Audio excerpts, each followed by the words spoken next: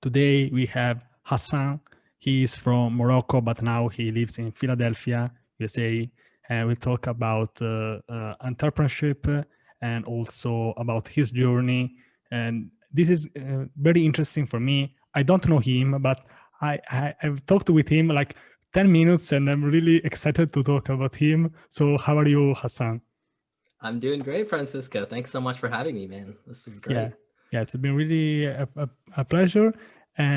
So let's talk about, first of all, about how did you become a developer?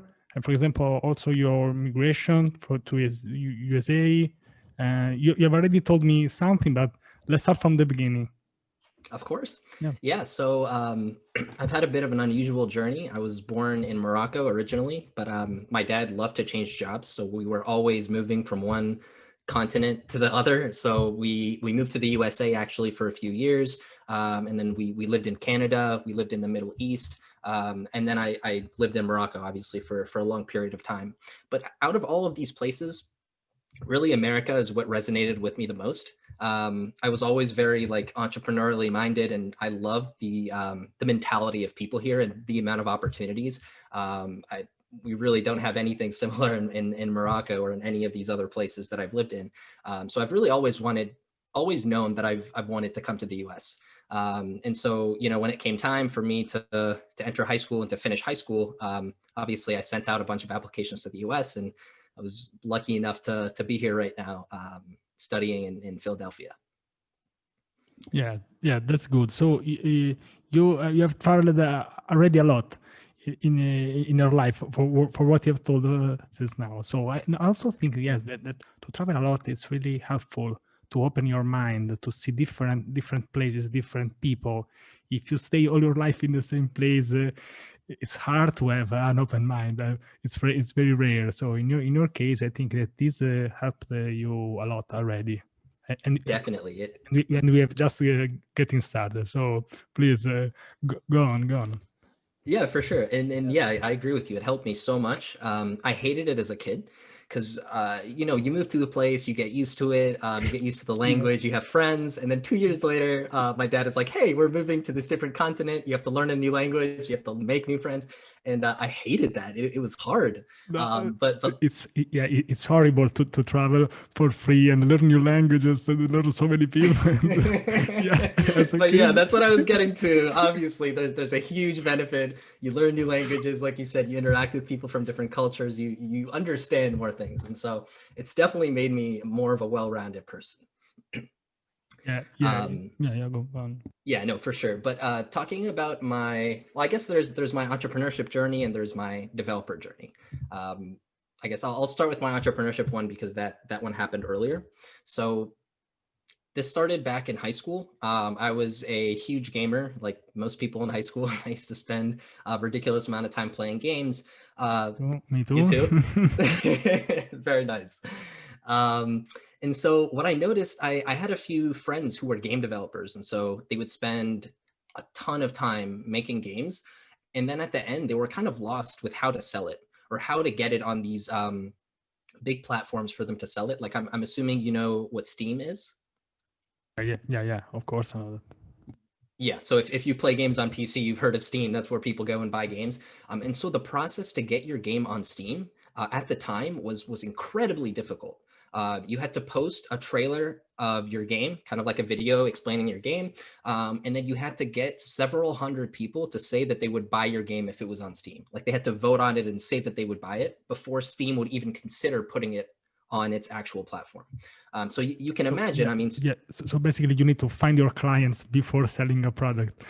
Exactly. And that's incredibly difficult, especially if you don't already have an audience, right? And it's and if you're if you're a young boy, it's hard. It's even harder. I don't know. Exactly. And I think even if you're like a professional who's making games in his free time, like you need to get hundreds of people to do this. So it was very hard. And what I was seeing as a result is people would make games that were sometimes pretty good. And then they have no way of getting them on Steam because the process was too difficult. So they're just stuck with this game. And so that's where I kind of came in and I wanted to help bridge this problem. So what I did, I don't know if you know this, but you can actually start communities on Steam. They're very similar to Facebook pages or Twitter, not Twitter, Facebook pages like a. Okay, I don't know that, but yeah. Yeah, so basically I started a scene community, but yeah, very similar to a Facebook group or something like that, somewhere where I can post to people and people can comment on my posts, and there's a chat room where people can interact. And so I started that community with the purpose of trying to grow it to a large amount of people, and then I could like post these games that my friends were making and get them the votes they needed, because I would have like a good amount of people in my community. So I started this community, and the biggest thing I revolved it around was giving away games. So I would talk to developers who already had their game on Steam, and I would say, hey, can you give me 5 free copies of your game? I'm going to give it away in my group. And so it was kind of a win-win situation. For them, they were getting free advertising because I would post it on my group, and more people would know about their game. And it was great for me too, because more and more people joined my group, because I became known for like just giving away a ton of good and free games. So that's how it started in the beginning. It was very grueling. I would just contact game developers, get free games, post for giveaways, and then add the people and give them their games. And so I did that for about 6 months. And my group grew to about 50,000 people after those 6 months. And then that's when I realized, like, okay, maybe now I'm ready to start posting my friends' games and helping them get on Steam. So that's when I started sneaking in those posts and saying like, hey guys, like we have this game and we're trying to get it on Steam. We would love if you could go and vote on it. And a lot of people did that. They really enjoyed the group. They liked that I gave away free games. And so they wanted to give back, and they went and they would vote on these games. And so that was kind of our first revenue stream. That's how I started making money. So I started charging people about a $500 flat fee to do this, to get their game on Steam, which would really only require 1 post in my community. So that's kind of how it started. And then it just snowballed from there. I ended up doing this for another year, and I grew. And I started several communities where I would be posting things. And across all of my communities, we had about 500,000 people after another year. So that's where, again, we expanded into additional revenue streams. I started a Twitch channel where we paid a streamer to just play games and then give away games. So for this whole process, we're also giving away games at the same time. So we started a Twitch channel, and we were getting a bunch of donations from there. I think it was about $400 a month in donations. And we would give most of it to the streamer, and then that's how we pay them. And then we would keep some of it. And then we just started expanding into other things. We started like helping people publish games, which is like, we would help them get on Steam, but then we would also help them with additional things like marketing, like planning sales, like copywriting for their store page to make it look nice, like beta testing, and really all of this stuff. And so that was the startup. I founded it in high school, and then I ran it for several years and into college. And I just managed to sell it in the past few months. Yeah, well, first of all, congratulations on that, because it's not easy as a young boy to be so focused on something. So first of all, let me tell you this. Another thing that I noticed, that basically you created a community from zero, from what you said, from almost zero, from zero. Yeah, and this is something that it's one of the aims of these video calls. So I think we nailed this perfectly, because it's about that we community. It's also developers. It's always about people. So what you did has been to work with people, and of course you have used your time, which is the most precious thing that we have in our lives, to create something. I didn't know that exactly, because I've seen something about you, but I really admire you a lot, because it's not easy sometimes to start from zero and to get something, to create something from and actually watch that. So I would like to have been one of your friends, to be honest, because I think that also you help them a lot, and of course you also help yourself, because it's not easy to create a community, to moderate that. I think also because sometimes it's not. I don't know if, because I've not been there, but I suppose that something happened is when you put 500,000 people in one place, something can happen. It usually happens. No, I think you are 100% right. It's brutal, right? You get I mean, for all the amazing people in the community that I loved, you would get hundreds of people who were just there to like spam and troll and do all of this stuff. And so that was one of my biggest struggles, like when scaling the community, is I would get so many of these like people who were spamming and people who were doing all of this. And I managed to hire a few interns to work for me to help with the moderation, because it was too much for me to do by myself. So yeah, that was a significant portion of it.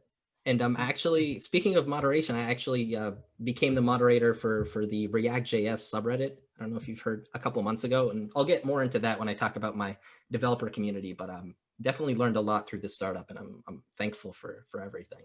Okay, perfect. I think yeah, we can continue now, because I really want to listen as much as we can. I don't know how much time do we have, but basically we don't have any limit, because I decide. So we have the time that I decide. So please go on. And so what can we talk about now? Startups. Do you want to talk about? Yeah. So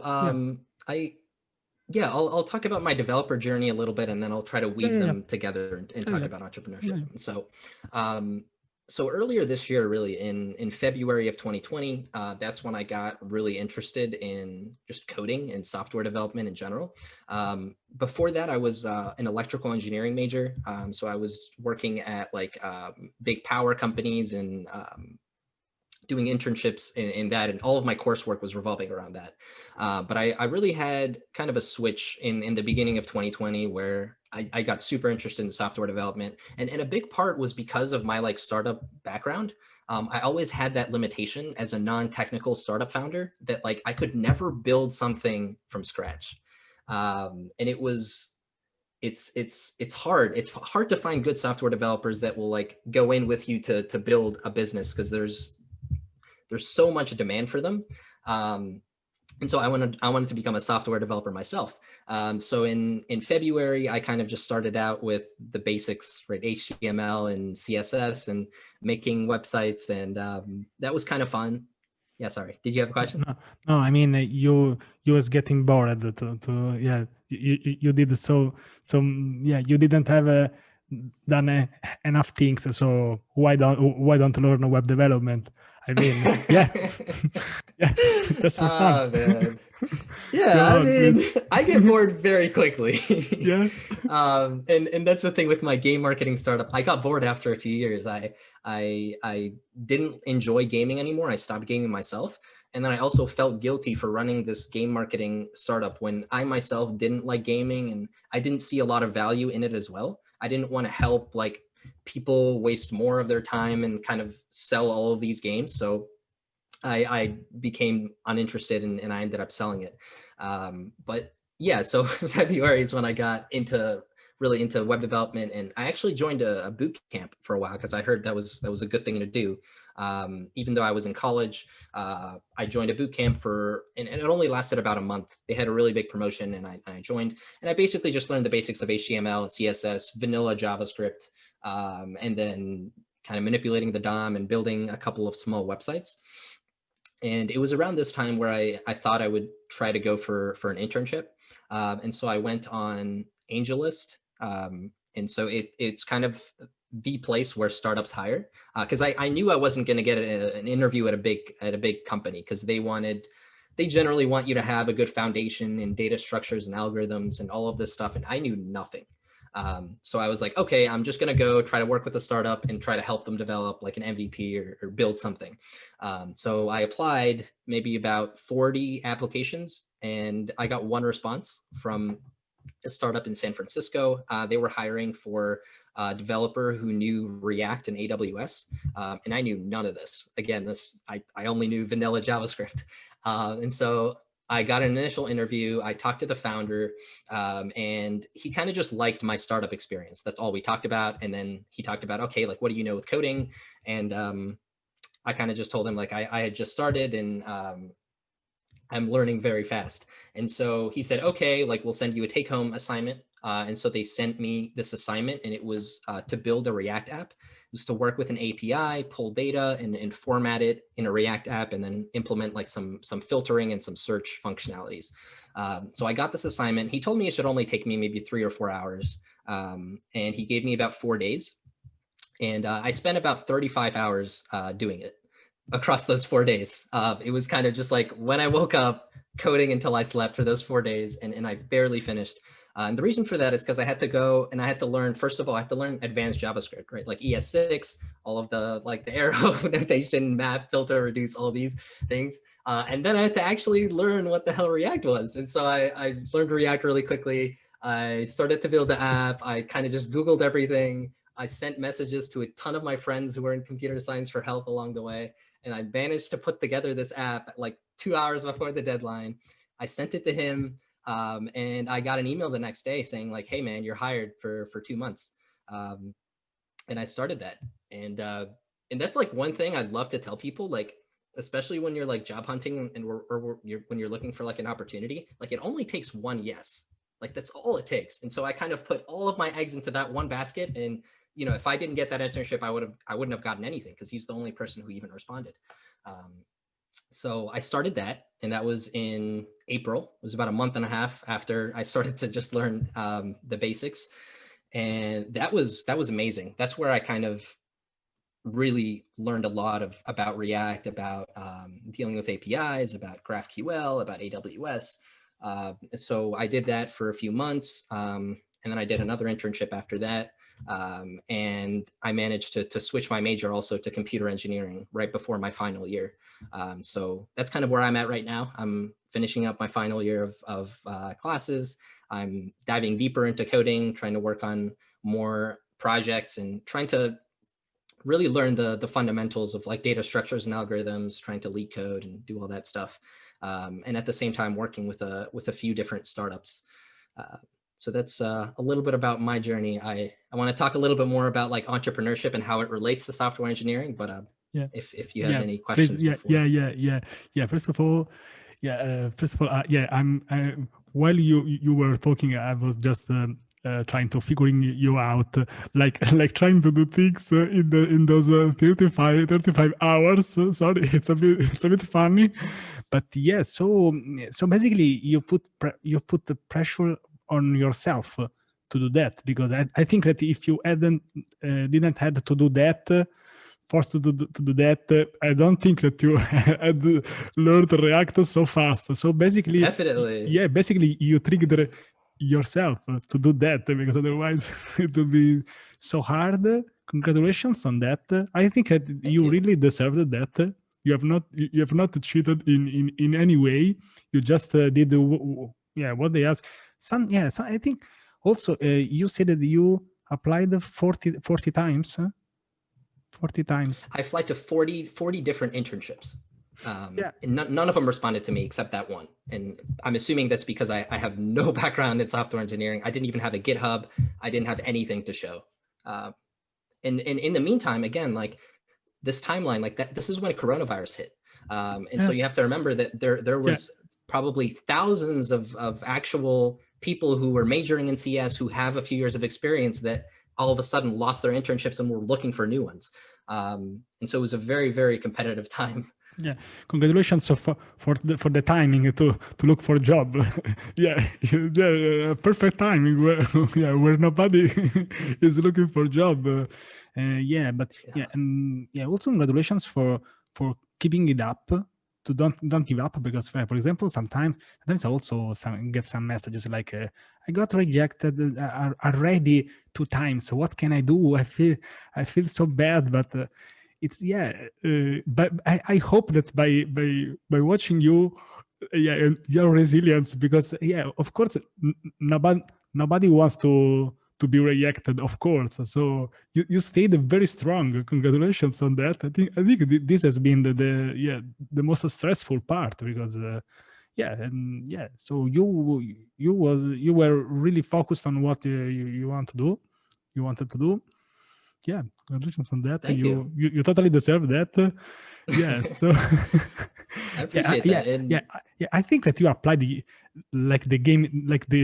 gamer idea that you don't want to give up. You try to put down that boss 40 times. I love that. Yes, exactly. Yeah, gaming. Yeah, that's the thing. Like, when you try to beat a level, you just have to keep trying and trying and trying and trying. And if you give up, like, you never know if like the next time that you tried, you could have got it. And so that's what keeps me motivated to keep going. That's an excellent analogy. But it's so natural for me. So I don't play so much now, but I've been a really gamer. Yeah, I played so many hours in the past, so I can't understand that. I think that if we apply our gamer mindset on something in real life, we can really crack it up because that's true, very true. I know that. So and I'm really happy. I'm really happy to have you here. So it's really a great story because you're also the living proof that anybody can become a developer, a web developer, if they really want to do that. They need to really want to do that, and not just to do this like let's try. But you studied a lot, and also for not so long years, not for a so long period. Also, you studied a lot in a short period, some months. You said. Yeah, it was about a month and a half actually before I got that internship. And basically, as you say, it's always a matter of statistics. If you go to for I think that you would have continued to do that until you have nailed it. So you just needed 40 applications, so it's not that much. That's true. I honestly I got lucky too. I have to say that I got lucky that one company actually returned my calls. But yeah, man, I'm all about just like working as hard as possible and just never giving up. And in that month and a half, like I was working probably 60 to 70 hours a week with coding. You know, like literally I like was breathing and eating and everything coding. I'd wake up and a lot of people think like this stuff is kind of glamorous. They're like, oh my God, that's amazing that you woke up and you did all this. But it was really hard, and I hated it at times. And you can imagine like just learning. I remember learning about the JavaScript DOM, and I just couldn't visualize how it worked. And even like when I did projects, like I'd get stuck and I'd want to like bang my head against the wall. And I'm sure this is a reaction that almost every developer gets at some point when you're working on a bug. But like, yeah, despite all that, like I just kept reminding myself of like my motivation and trying to keep going. So and I also think that for a short period of our lives, so we can do that. Maybe not for 20 years, but for a short. That's just for Elon Musk, but for the normal people, for the normal people like us, you can do that for a short period of your life. You can do intense learning. Of course, I had here a lot of people who talk about consistency. Of course, if you have time to do that, you can do it slowly, like 1 hour per day for 2 years. I think in your case, it has been a little bit different because you came from another world. You have a different, a really open-minded mindset. I think that you've decided to do that. So you have made like a promise to yourself. Now I want to do that. I want to get a job. I don't think that you were just trying to look around. You were really there to do that. I was committed. But yeah, like you said, I was also lucky in that I had that time, right? I had a few months where I could completely devote myself to that, and not a lot of people have that. And it's like you said, I genuinely believe that consistency is the most important thing. Even if you do half an hour a day, like you're gonna get to your goal if you stick to that half an hour a day. And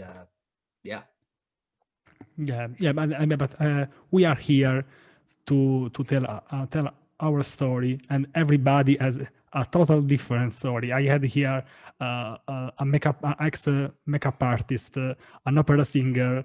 I am an ex volleyball teacher, volleyball coach. So we have so many different stories.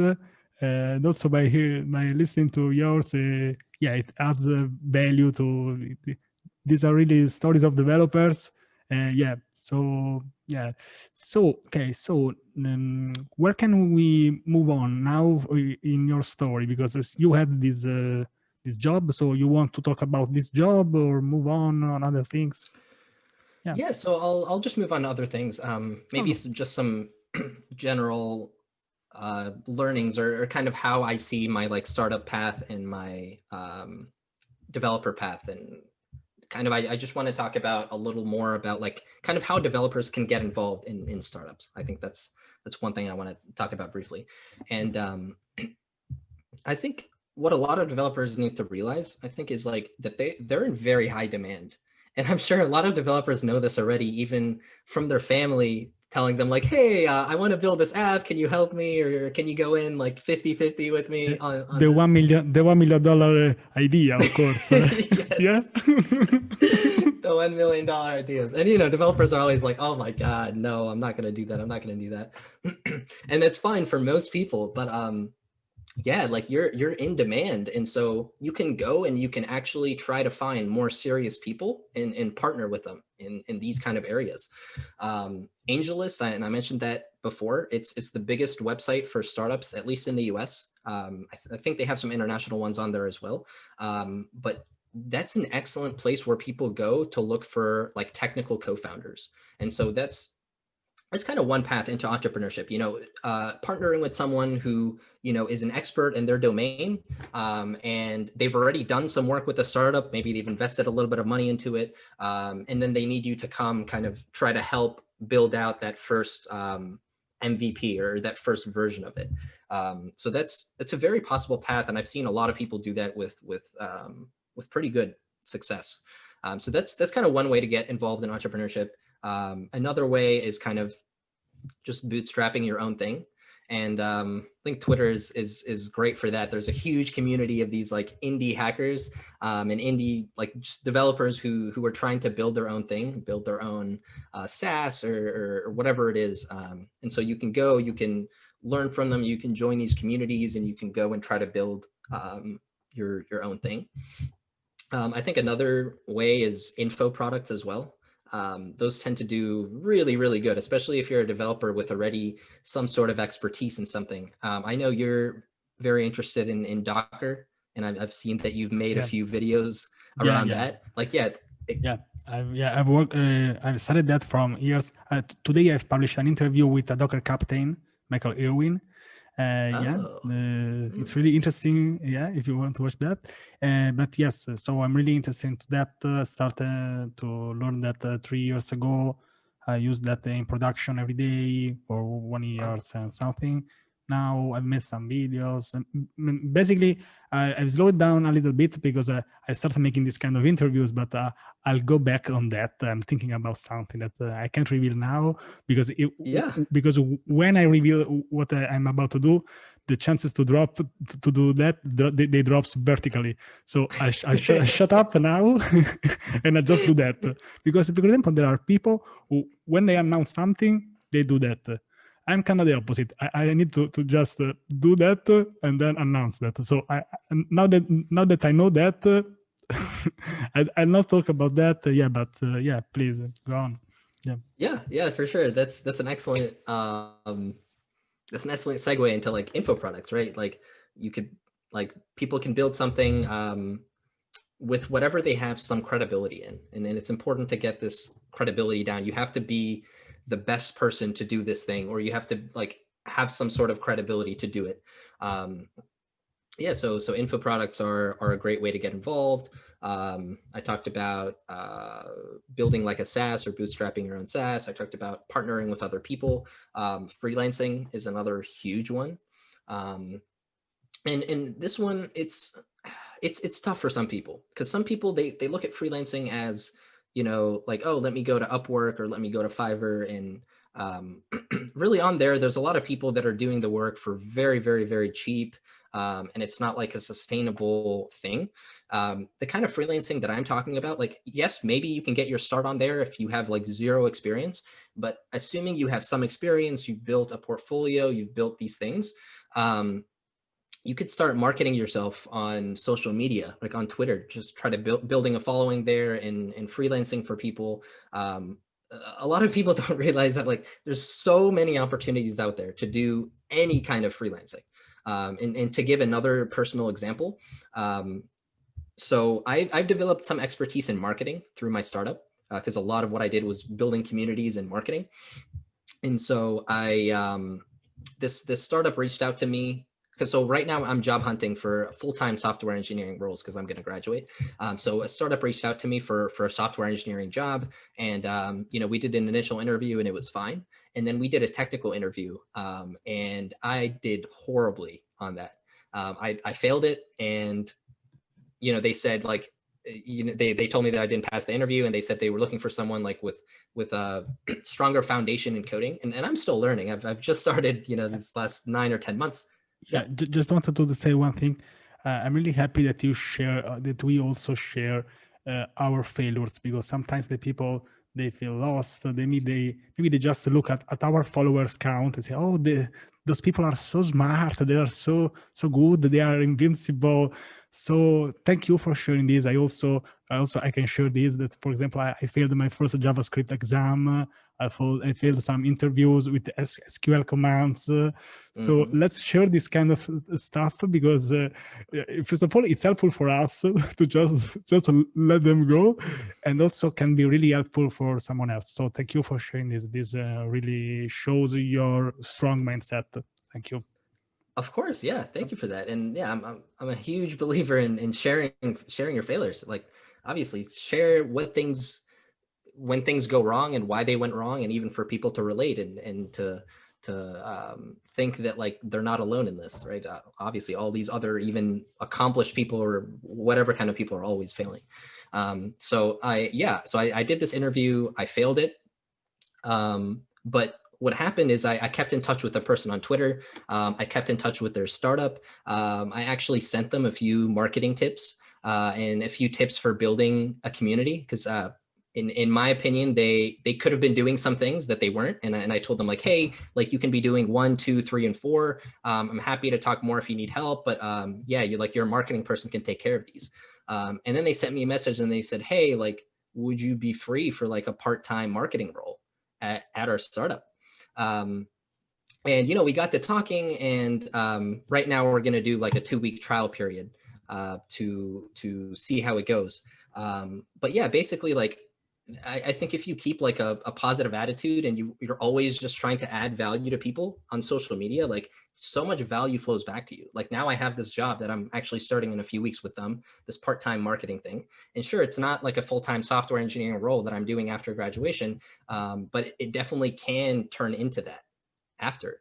I don't even remember what I was saying in the beginning. So I guess my point is like, my point is like, market yourself as much as you can and try to add value in the things that you're an expert in, right? If I went to Fiverr and I was looking for, and I'm going to share the number just for complete transparency. I negotiated up to $50 an hour, right? For this part-time marketing role. If I went to a freelancing website and I tried to get a marketing contract, the most I could probably get paid is like $10, maybe $15, right? And so because like, I'm trying to, I built credibility. I didn't even build credibility in public. It was just with them. A week later, I sent them some ideas. Another week later, I sent them like, I'm like, hey, maybe you should check out this link. It'll be cool. And because they saw me doing that, they're like, oh my God, this guy like kind of knows his stuff. Maybe we should hire him to help us with, for him to help us with marketing.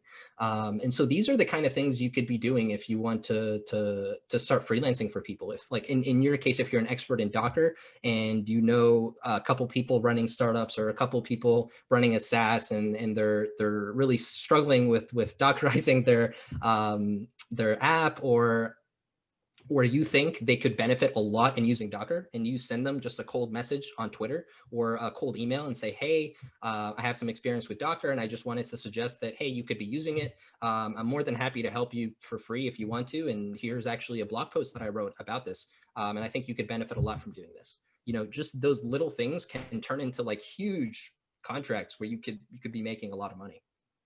Yeah. I think that what you say, the positive attitude, the positive mindset will always come back in some ways. Sometimes also unexpected. Also, I think also in your cases, for example. Yeah, so congratulations on that. I had here a couple of people, maybe more, talking about freelancing. I don't know if you know them, but it's been Kyle Prinsloo. I don't know if you know him. Yep, Kyle Prinsloo is amazing. And he's also my friend. I've chatted months before having him here. Another one has been Jose Rosado. Do you know him? Okay. Yep, Jose? I've heard of him too. Mm-hmm. Thank you also for what you said, because I think that yes, as you say, sometimes for developers it's hard to sell themselves. Because by being so maybe too open-minded but being open-minded and work for free is something different. It's for sure. There's and I think like because I come from that marketing background, I'm a little bit better than the average developer in selling myself or in showing what I can do. But yeah, I think it's definitely something that people can learn. And I was actually going to shout out Kyle Prinsloo's bundle for freelancing. That's amazing. Kelly Vaughn has a book called Start Freelancing Today that I've read, and that also has amazing tips in it.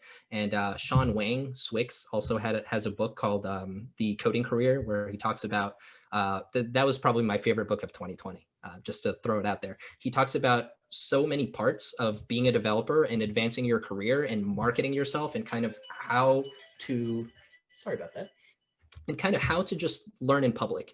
And that's another idea that I think not enough developers are doing. Like when you learn something, write a blog post about it, write a tweet about it, like share it with the world.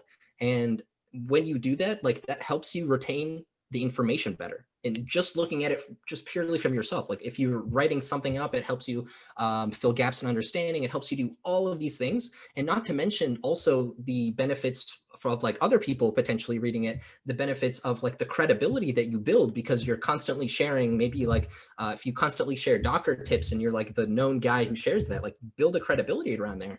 And it's just like so important to learn at least partially in public. And that's another thing that Sean's book talks about. Yeah, and for example, I did totally the opposite. So I studied alone for like 2 years. So I would admit that, because for me, the social media, they were just a wasting of time. You just waste time when you are on social media, and that is it's partially true if you use that in a wrong way. But for example, in 2020, I started using that in a proper way, and now we are about at the end of the year, and I'm here making interviews one per day. I don't know why, but I made blog posts, videos about Docker. I'm talking in English and practicing. So it has been really crazy here, but it totally changed my life, because I was basically doing what you are saying to not do. I was just studying by myself, taking notes, but just for myself. So I'm exactly that person that did that wrong. So, and that's maybe over 99% of other people, because that's how we're taught from a young age. We're always taught to learn in private. Schools teach you to learn in private, right? You go to school, you take notes, you don't even share your notes with people. You just take notes and then you study from them, and then you take an exam by yourself. And so everything is by yourself. And then you get into the real world where things are so collaborative, and there's social media and there's all of this. And so most people just continue to like learn in private because that's what they're taught to do. So it's really a mindset shift. Yeah. I never thought about that, but for example, what you say is totally correct. Yeah. So basically, also maybe my mindset of studying was wrong. basically. And also I was not that, I was really that kind of person who really avoid social media. I don't know if you know that kind of person, but yeah. And also I also played a lot of games, but for example, even there it was hard to socialize even there for me. Also, yeah, for example, I avoided when we used like TeamSpeak or something like that. I was avoiding even that type of communication, even for something advanced in some games. So yeah, it's it's really strange for me now, but yeah. So what to say? Thank you for your tips. And so, which are your plans for the future? What do you want to do next year? If there will be next year, I hope so. But but Wow. let's be prudent because I don't know. But yeah, so I'm joking, of course. I hope. Yeah. So which are your plans for the future for next year, and then or at the end of this year? Yeah. For sure. So for this year, really, I'm just mostly focusing on finishing up college, diving deeper into coding, data structures and algorithms, and working on some projects. And then also there's that marketing contract with the startup that I'm going to do for a little while. Yeah, and then job hunting for a software engineering role. So hopefully in 2020, I see myself starting, or 2021 rather, we're in 2020 now. See myself starting a solid software engineering job, hopefully at some kind of like high growth startup. And then from there, really, like I'm just going to continue kind of learning in public and reading and trying to experiment with whatever interests me. If I suddenly lose interest in coding completely, I'll move on to something else. Like I'm fine with that. I don't see myself in one specific category. I kind of just see myself pursuing whatever I'm most interested in at the time, because that's when I know I'll put in the most effort. And then, yeah, hopefully starting another company. That's something that I want to do eventually. But we'll see. Yeah, and basically now I know why I was not following you, but I'll fix that because I decided to just follow only developers. So basically you were just still in that process, but I'll fix that as soon as we end this call. I don't know if I'm already following you, but I'll do that now. Thank you very much. Yeah, because this is what I've done on my Twitter account. So now I can give an answer to me why you were not following Hassan since now. And please do that. Follow him. Yes, thank you. So where can we find you? Which socials do you use actually? Where can we find you? Sure. I basically just use Twitter. So at Nutlope on Twitter, and my website, elmghari.com, where I write blogs sometimes. Perfect. So really simple. Send me the links after, so we can add them in the description. Yeah. So follow him because I really love his mindset. We need people like him. Congratulations for all your life. Even if you're really young, I can already say that congratulations for what you've done already. Yeah. Thank you. And I actually want to shout you out too. I mean, you've been killing it recently with being so consistent on Twitter. And like you told me, you just started speaking English, like actually to people. And that blew me away that you're like 1 month. Yeah. 1 month ago, I started to really speak with people in English. Before, I've just reading books and basically watching coding tutorials. That's it. That's my English knowledge. That is amazing. I think that by speaking with different people with different accents. For example, I really understand very well the American people. Yeah, it's my favorite accent. So sorry for the rest of the world, but basically it's what I really understand. The most. Yeah, I don't know that. Yeah, so this was basically one thing that was blocking me for making videos. I wanted to start like 10 years ago, and now finally I started. So yeah, so I think I'll keep going for a while. Yeah, today I published my 64th video. I started on the 7th of August. So wow. Congratulations. Not that bad. Yeah. But apart from numbers, I'm really enjoying this kind of stuff. And basically this is a very stupid idea. So just make video calls and put them on YouTube. It's not that mind-blowing original idea, but sometimes the simple ideas are also very powerful, because I really enjoy by doing that. I don't know this. Oh no! Now you have to do this call with Hassan. I don't want to do that. It's not like that. I'm really honestly interested into doing this kind of things. Yeah. So that's it. So yeah, it's been really a pleasure to meet you. Yeah. Yeah, you too. This is really great. Thank you for agreeing to have me on. This is awesome. Yes. So yeah, do you want to say something to close this interview, to call to some, for example, new developers? Because sometimes, as I say, I receive this kind of messages to people that maybe are a bit, they are struggling a little bit. They say, I failed three interviews. I feel so down. I feel depressed. So what can I do? Should I change my life? So what can we tell to them? Yeah. I would tell them just don't give up. Don't give up if this is what you want to do. Just keep going. Keep learning. Don't get discouraged by your failures. I really like it when I fail, because that's when I learn the most. If I'm not failing, I'm really not learning. So yeah, try not to take those failures too personally. Learn from them, move forward, and really just try to do what you want to do. Yeah, thank you so much. Yeah, I think and please, if Hassan has been useful to you, leave a comment, say thanks to him, because we really need people like him here in our developer community, which I think that it's really amazing. Thank you for everything you said. That's it. So see you next time. Yeah, I need to check if I'm following you, but I'll fix this as soon as possible. Yeah, so that's it. Okay. Yeah. Bye-bye. See ya. Let's stop and don't close.